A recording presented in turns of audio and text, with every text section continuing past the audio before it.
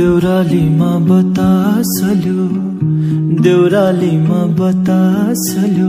Hello WhatsApp साथीहरू, यो सुन्दर गाउँ भैँसेबाट सबैलाई नमस्ते। हामी आइपुग्यौँ आज कास्की जिल्लाको मादी गाउँपालिका वडा नम्बर 5 मा पर्ने भैँसे गाउँमा। पोखराबाट लगभग आधा घण्टाको डिस्टेन्समा छ यो गाउँ। आज हामी यही गाउँको सुन्दर दृश्य, सुन्दर सिनारियो तपाईँलाई देखाउँदैछौँ। हवस् त, धन्यवाद। बाजको पात हलाउँदै छहरालाई गिजाउँदै उकालीको बादललाई उडाउँदै झिल्याउँदै उकालीको बादललाई उडाउँदै झिल्याउँदै गुराँसखरी पाखो खोल्यो पाखो खोल्यो पाखो खोल्यो। देउरालीमा बतासल्यो देउरालीमा बतासल्यो बतासल्यो बतासल्यो बतासल्यो।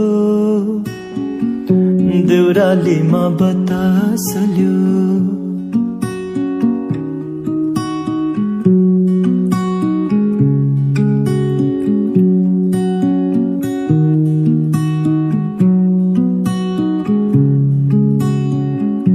घरी घरी जिस्की बस्दै डाली डाली बस्दै बस्दै घरी घरी जिस्की बस्दै डाली डाली बस्दै बस्दै कहिले काहीँ थाके जस्तै सङ्गीत र सुगन्धको कहिले काहीँ थाके जस्तै सङ्गीत र सुगन्धको सुईको पाइ माते जस्तै यतै कतै फुलमा भुल्यो फुलमा भुल्यो फुलमा भुल्यो।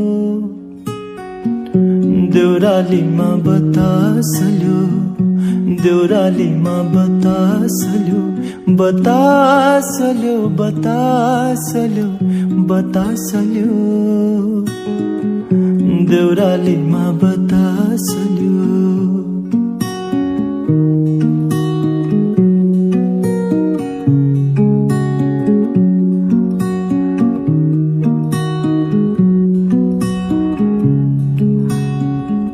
सौन्दर्य र एकान्तको दुई धारा देउरालीमा सौन्दर्य र